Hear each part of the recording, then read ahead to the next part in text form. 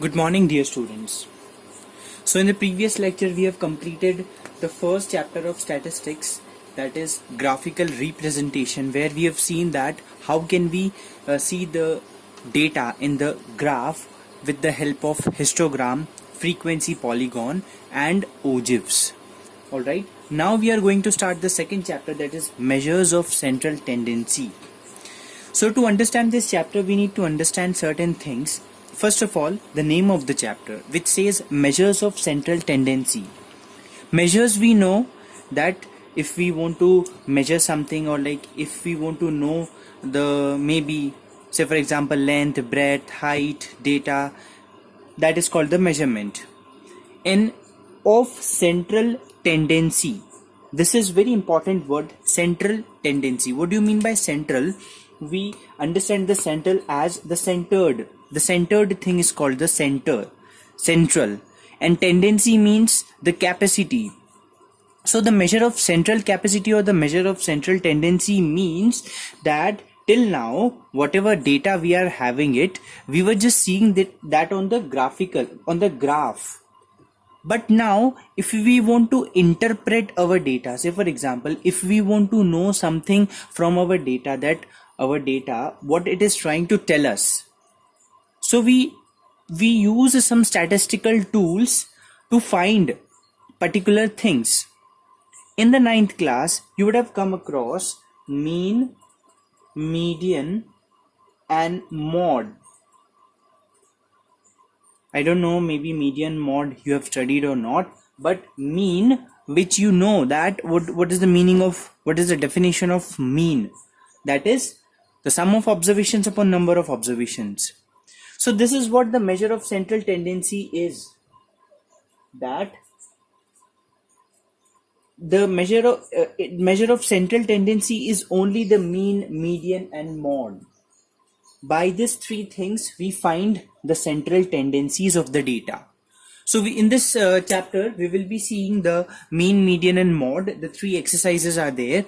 Okay, each exercise has been given to this three topics. Okay, so in the 9th class we have seen, as I told you, that for the ungrouped data we have seen. Now we will be seeing for the grouped data. Okay, for the grouped data, how we will be finding the mean, median and mode. You know, this mean, median and mode, all the three are same only. It is trying to find the central tendency, the central value. Let me make you understand what is the actual meaning of mean. Mean is nothing but the average value which we use in our daily life. That is called mean. Median is the centermost value of your data. Okay, what mean is the average value of your data, and median is the centermost value of the data. You know, in the triangles you would have come across the median, in which says that a median is the line which divides the two triangle in equal parts, right? So the median also in the statistics says that the middlemost value of your data, and mode says the repeated or the highest number of frequency in your data. We call that as mode. Okay, but now that is, we have seen for the ungrouped data how and what we use and do.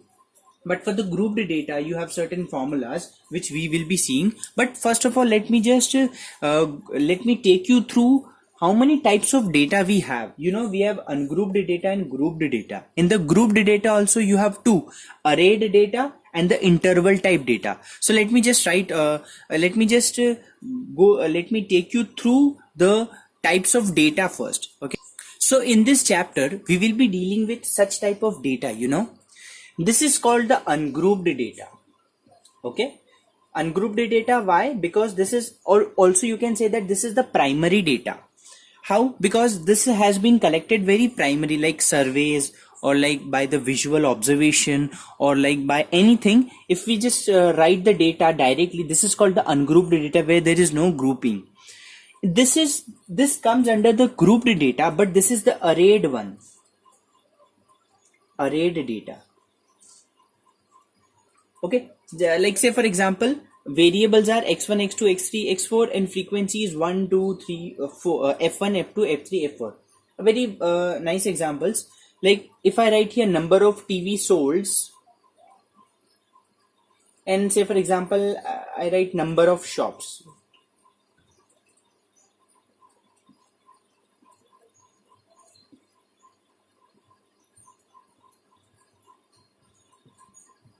Say for example, if this is the data we have, just consider this data. Okay, so number of TV sold, that is like the number of TV sold in few shops is given in this like table, and you need to find the number of TV shops. So number of TV sold, two, and number of shops. In 6 shops only 2 TVs were sold. In 10 shops 5 TVs were sold. In 8 shops 6 TVs were sold. In 1 shop 10 TVs were sold. So you need to find the mean. So this type of data is called the arrayed data. And this is, we know the class interval, x1 to x5, x5 to x10, x10 to x15, f1, f2, f3. Okay, so this is called the grouped data or the interval. This is also called the overlapping. We know, we have studied in the 9th class that this interval can be overlapping and it can be non-overlapping. Overlapping, that means this is the overlapping case, and for the non-overlapping case it will be somewhat some difference will come. Okay, so such 3 types of data you have to understand very clearly. Okay, and the formulas which are different for finding the mean. So for this and this will go in the exercise, and I'll explain you how and what formula we use in the whatever particular question. Okay, so let us come to the exercise now. But before that, let us have an overview of the exercise. So as I told you, for ungrouped, arrayed and grouped data, for the ungrouped, we know sum of observations upon number of observations. So simple formula.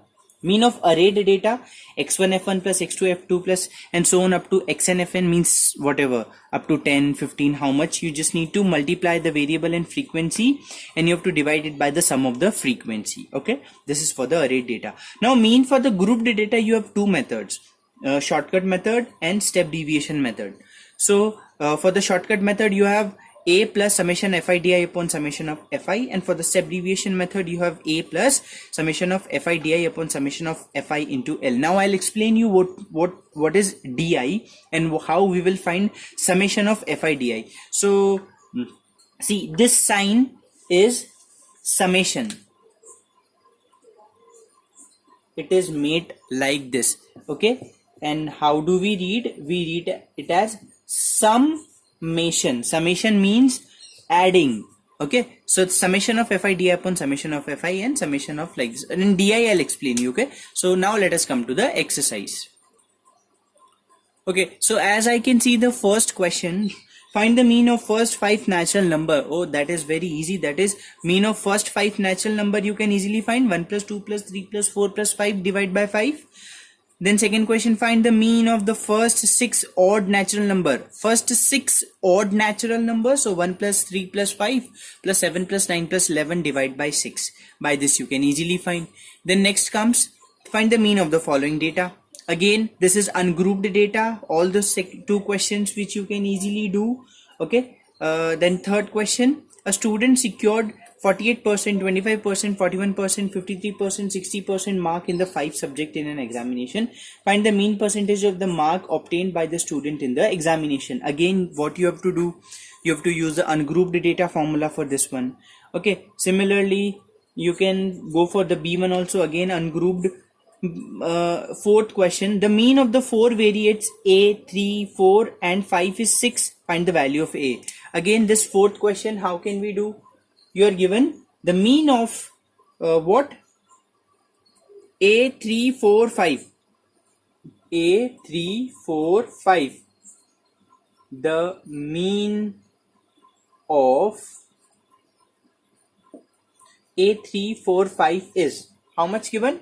3. We have to find A again using the mean. That is, mean is equal to sum of observations upon number of observation. Mean is what? 3. Sum of observation says A plus 5 plus, A plus 3 plus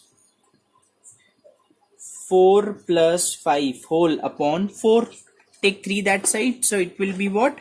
12 equal to A plus, this will be what? 3 plus 4, 7. 7 plus 5. How much? 12. Okay, so 12 to 12 cancel. A equal to 0. 0 can also be the frequency. Okay, so A is equal to 0. Now similarly, can you find the B1? Mean is given to us and you need to find the unknown variable. Okay, so fifth question, the mean of 16 variate is 8. Each variate is increased by 2, then find the mean of the new variate. Okay, let us do this question properly. So the question was, the mean of 16 variates is 8. If each variate is increased by 2, then find the mean of the new variate. You have 16 variate, you have 16 number of observations as 16, and their mean is given to us 8. Now if you increase each and every variate by 2, then what will be the new mean? So solution, given the mean of the 16 variate is 8, then mean is equal to sum of those 16 variates upon 16. Okay, mean is given 8. So can we find at least the sum of 16 variates? Sum of 16 variate will be, take 16 that side, so we'll get 128. That means the sum of those 16 numbers or the 16 data, that is 128. According to question, okay, as each variate is increased by 2, if each you are, how many variates you have? 16, and if you increase 2 to 2, so that is 16 into 2. So the new sum of 16 variates will be whatever 128, it will be as it is, plus 16 into 2, because each you are increasing by 2, so 16 into 2, that is 32. 128 plus 32 is 160. So your new sum of 16 variate has been increased from 128 to 160. Now new mean will be new sum of 16 variate upon 60, that is 160 upon 16, and 10 is the new mean. So like this you have to do. Okay, let us come to the fifth B question. The mean of 5 numbers is 18. If a number is omitted, then the mean of remaining 4 numbers becomes 16. Find the omitted number. You are given with mean of 5 number, that is 18, and 1 is omitted, so rest 4 numbers, the mean becomes 16. So find the omitted number. So it's very easy again. See, given mean of 5 number is 18 and the mean of 4 numbers is 16. Okay, so in first case, mean is equal to sum of those 5 numbers upon 5. Mean is what? 18. So sum of 5 numbers upon 5, take 5 that side, so 18 5s are 90. So sum of 5 numbers is 90. Just keep it. In the second case, mean is equal to sum of 4 numbers upon 4. Mean is 16. Sum of 4 numbers upon, take 4 that side, so 64. So sum of 4 numbers is 64. Now if I subtract sum of 5 numbers from sum of 4 numbers, I'll be left with one number, and that one number is only the omitted number. So 90 minus 64 will give, you will get the answer, final omitted answer. So please write at the last that the omitted number is equal to sum of 5 numbers minus sum of 4 numbers. 90 minus 64, it will be 26. Okay, the next question comes. I'm doing 7th A1. The mean weight of 35 students in a class is 45 kg. So there are 35 students in a class and their weight is 45 kg. If the weight of the class teacher is also included, the mean weight increases by 0.5 kg. If the class teacher is also included in it, so the mean weight is increased by 0.5. So can we find the number of can we find the weight of the class teacher? Okay, so given the mean weight of 35 student is what? 45 kg. If teacher is included, then the number of observations will be what? 36, because 35 student and one class teacher, so 36. The new mean will be what? If 45 kgs of 35 student and one is included, so by 0.5 it increases, so 45 plus 0.5 will be 45.05. 45.5 kg. Okay, in first case, the mean of 35 students will be sum of weight of 35 students upon number of students. Mean of 35 students is given to us 45, and sum as it is, number of students is 35. So at least we can find sum of weight of the students. 45 into 35, take 35, taking 35 there, so 45 into 35 is 1575. Keep it as it is. Now in second case, the mean of student and teacher. Let us find the mean of student and teacher. So sum of the weight of student plus teacher upon number of student plus teacher, class teacher. Okay, so how we will do then after this one? This is given to us 45.5.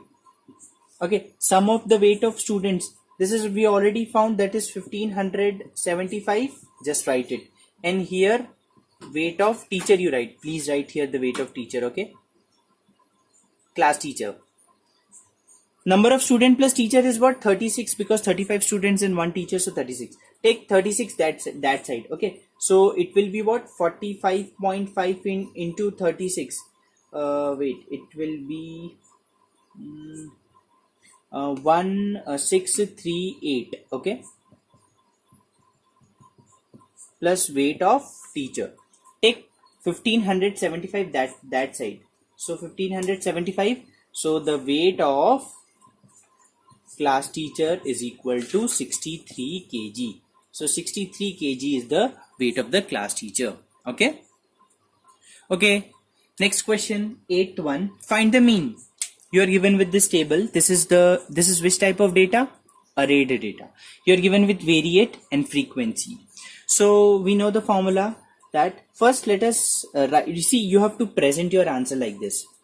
Variate, this is xi column, this is fi row, this is xi row. Okay, so x1 is 50, x2 is 100, x3 is 150, x4 is 200.